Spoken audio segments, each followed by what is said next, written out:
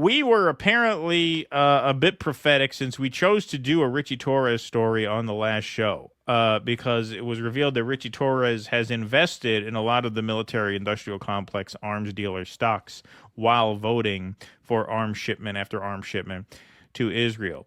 And so Torres sat down on the Adam Friedland show with Adam Friedland. I knew this would be viral as soon as I saw he was doing it. And so I watched almost the whole thing. I skipped a piece of the midsection to get to the Israel part. But, you know, when you watch this, the first 20 minutes are in a way as awkward as the last 20 minutes because clearly Adam knew he was there to grill him on Zionism, but he couldn't do that right away because then he'd only have a 20-minute show because Torres would get up and, and leave. So he has to kind of butter him up a little bit in the first 20 minutes, which is so awkward because we all know what he's waiting to do. And so when he finally does it, here is a piece of how it goes down. So for those who don't know, you know, Friedland is a Jewish guy who grew up not just a Jew, but a Zionist and went to Israel when he was 18, expecting to have this great experience. And instead, being a person of conscience, realized, wow, this is much darker than I expected. So here he is telling Ritchie Torres about that experience, and you can see how unmoved Torres is, just psychotically unmoved by what he's saying. Hatred of Jewish people has, I think hatred of Jewish people has exploded in this country. And I don't think I think it's because it's of our support of what looks to be an absolute brutality. And I think that... You think that's a justification for anti-Semitism? Here's the thing. You think Israeli government policy is a justification for anti-Semitism? My view is there's no justification for anti-Semitism. I think that... There's zero justification for anti-Semitism. Okay, you're deflecting again. I'm not deflecting. That's my position.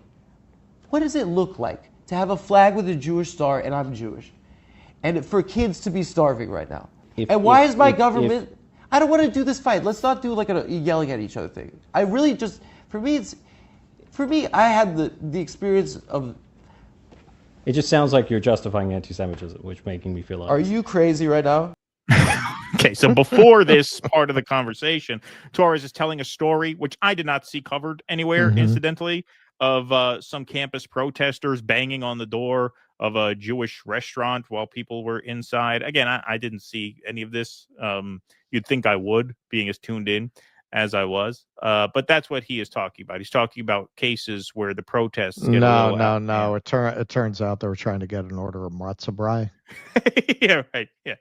That's all it was. Exactly. Yeah. Okay. Why would I do that? You're doing the I'm Hamas thing? I'm not saying it's you're not Hamas, a winner. but I'm not. I think there should be... We'll do a different tack. Israeli government policy should have no bearing on... If you have disagreements with the Israeli government, you should voice your criticism of the Israeli government. But there is no justification for intimidation or harassment against American Jews. Okay, so he's being so incredibly slimy right away, as if Ritchie Torres is not, Exhibit A for people who conflate criticism of the Israeli government with anti-Semitism. Right. Now, I go further than to criticize the Israeli government. I think the Israeli government is an outgrowth of a very sick society. But even for people who don't take it that far, when they criticize the actions of Israel, of course, Ritchie Torres is right there to call them an anti-Semite. As he's blocked most people who engage with him online with that point of view because of that. So it's just an incredibly dishonest framing right from jump.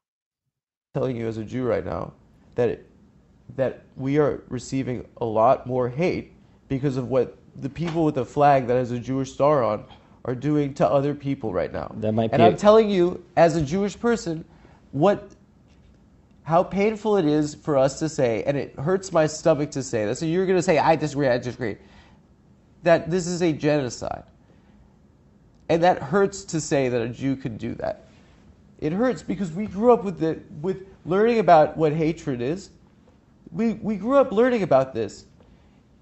And the same year the State of Israel was established, in 1948, the world saw the Holocaust, and they established standards for what a genocide is. It was the same year. And the world said that this shouldn't be a thing that happens. And I just wonder, if it doesn't make sense to me. Like what? Like I don't know. It doesn't track to me why there's this fixation with kids at a school and two examples of people at a restaurant that there was banging. Two exampple. I mean, there are surveys on it. Give me the read the ADL surveys on it. Read the ADL surveys on it. Yeah, that's a good citation there. So what you're about to see here is, and this is why I think this went as viral as it did, because Ritchie Torres, in the run up to this portion of the interview, talks about how when he was young, he grew up, underprivileged, and the first trip abroad he ever made was to Israel, and how that made this big impact on him. And none of us have ever bought that. We always just said, you know what, this guy is just bought and paid for. 1,004,907,402 reasons for his support for Israel. And so now you have a Jewish guy explaining that this genocide has only made anti-Semitism a worse problem, because when ordinary people see genocide being committed in the name or under the banner of a flag with a Star of David on it, that inspires anti-Semitism. So you would think if Ritchie Torres was as moved by his experience to Israel and as invested and as connected to the Jewish experience and the Jewish struggle, you'd think he would have some empathy for what this Jewish guy is telling him about how this is making anti-Semitism worse. But that's not the way this goes. It's hard for me to talk about this in public because you're being a dick. That's mean. No, I'm not being mean. It's clear it's an emotional topic. All right, I'll share with you what happened. I'm not. I lived there. I don't intend to be mean. So. Sir, I lived there when I was 18, and I grew up a Zionist. And we were told, and our whole community in this country is told, that we have to defend Israel and love Israel because it will stop the Holocaust. It will stop another Holocaust from happening. And my dad was born in 1951. That was 6 years after these atrocities. His friends' parents, he knew these people that had been through this hell, these skeletons. And it terrified us. And the understanding in our community is that we have to defend Israel. But I lived there, and I went to a settlement at the end of my year there, and I looked down a hill at a Palestinian village, and I saw how they lived, and I turned back and I looked at the settlement and saw how they lived. And people live in a world where they're demeaned and dehumanized and surveilled constantly by people and this isn't in Gaza, by people in SWAT team outfits with semi-automatic weapons, and that's what the world is seeing. And you keep telling me that the problem is someone's getting yelled at a restaurant? I'm sorry. You're conflating two different issues. So I don't Please.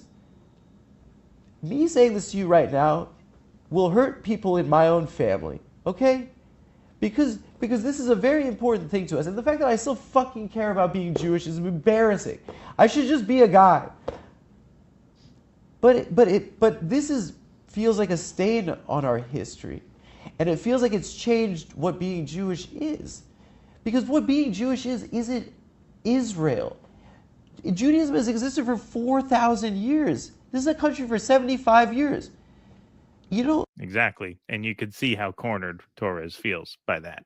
Because, I'm supposed to be really committed and really invested in Judaism and in the plight and struggle of Jewish people. And now he's explaining how actually, just as a matter of sheer mathematics, Judaism transcends Israel by, almost 4,000 years. Like, it is the oldest, one of the oldest monotheistic religions. Anti-Semitism is one of the oldest forms of hatred. People in my life are going to be mad at me about this, but I'm saying this because I am Jewish. And I don't understand why you would be. Look how you define. I want to. I feel like I'm here to be lectured, not. Shut up. That's not nice. Shut up. I love that. Shut up is right. How's this for a lecture? How's that for a lecture? You could take $1.5 million from AIPAC but you can't sit through a 5-minute story from an actual Jewish guy who's clearly very hurt by this. You can see he's almost choked up talking about it. Right. You can't just sit there and absorb that respectfully without complaining that you're being lectured. No, that's a lecture. You'll take $1.5 million from these murderers. That's not a lecture. But now you are put upon that he took 5 minutes of your time to explain why he is as upset by this as he is. Jews, but more poor than others. No one's saying any. What happened? You went to the beach in Israel? What? You went to a restaurant or something? Yeah. A nice restaurant? No. Listen. Never been to the Tel Aviv Pride Parade. So. This is the year 2025. Yeah. The world is seeing something that looks terrible, and it's being done in my name, and I don't know what to do. But the war began on October 7th. No, it didn't. Yes, it did. You're when Hamas systematically murdered and made, and you want. Okay, now they get into that debate. You can we've heard that version of the debate 1 million times. We know how we feel about that. We'll go to some of the comments. This was the top comment on this YouTube video with 2,300 likes. Ritchie responding, "I feel like I'm being lectured," while Adam is choking up about his identity, just filled me with indescribable rage. Yes, don't blame you. Sammy Gold here says, "Those tears with Adam Friedland are real. I experience these feelings too.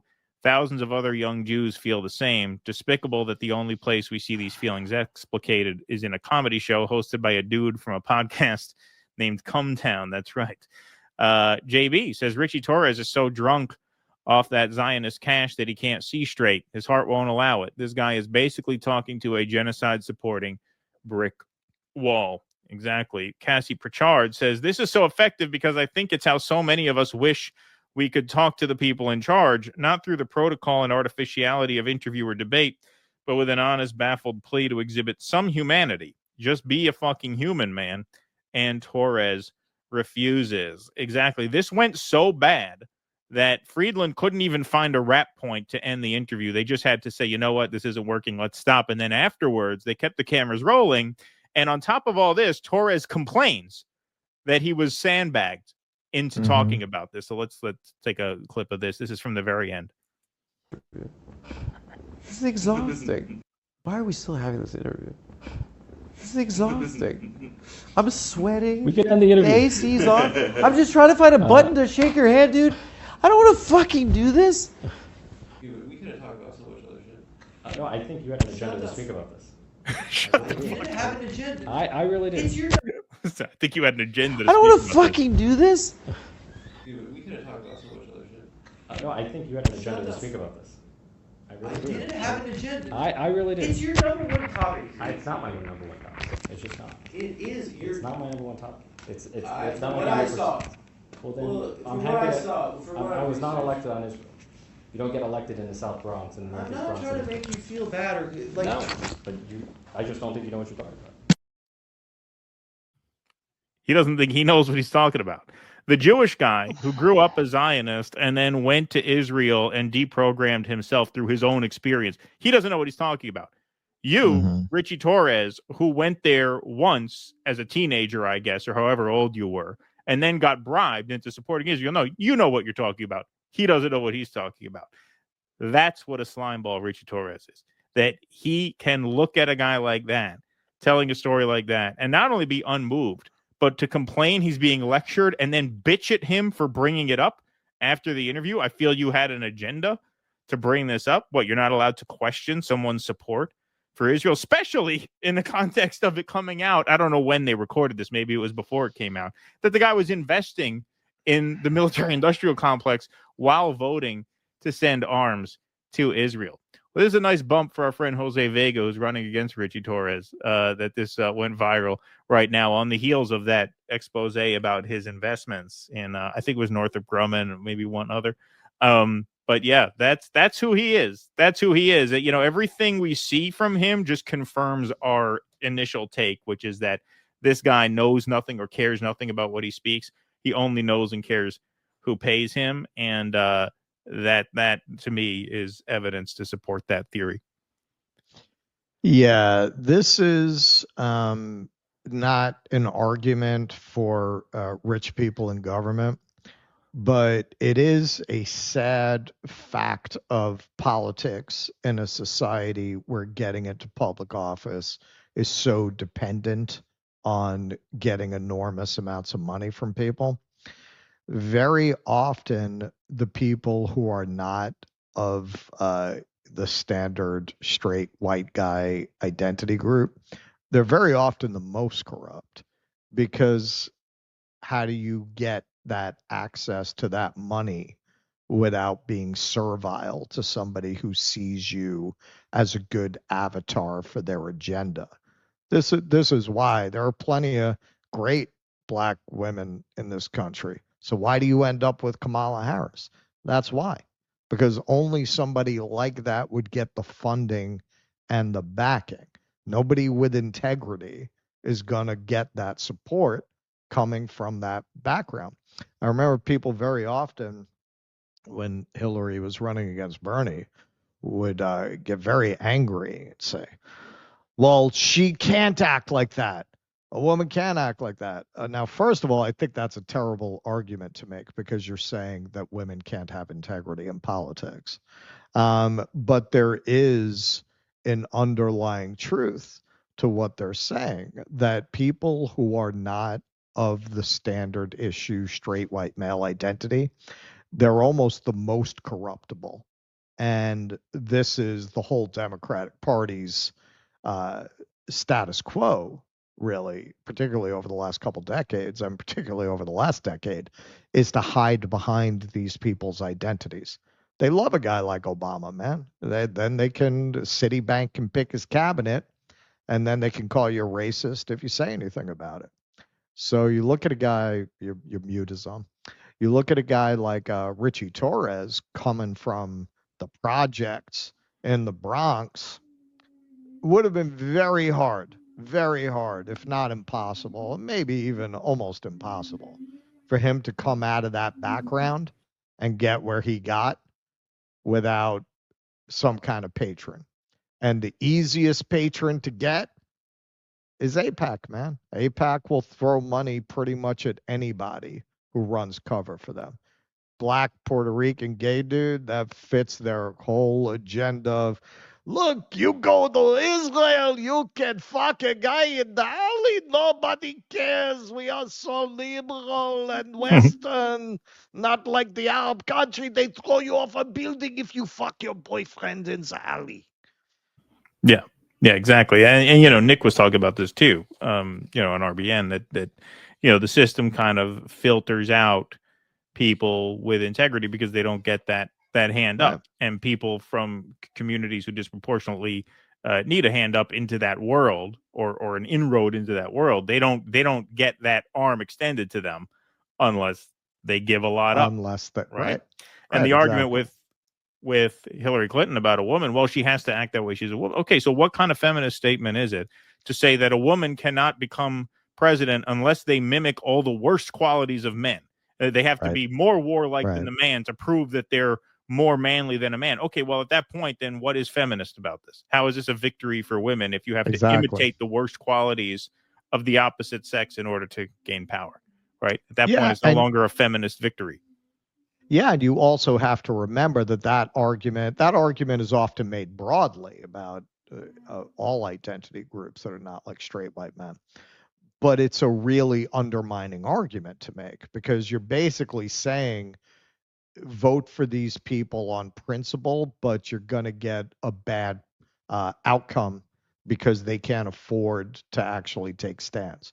So please vote for the weaker candidate who's going to be less likely to represent your interests. It's an awful argument to make, but part of the complexity of this argument is it very often does prove to be true. That's the I forget his name, the Native American vice president, helped to usher in horrific legislation for Native Americans. That's what he's there for. That's what he was there for. This is going back 100 years. They were playing that game of hiding behind someone of that identity in order to pass policies that would destroy their own community. These are the people who make it inside of that system. Please clap.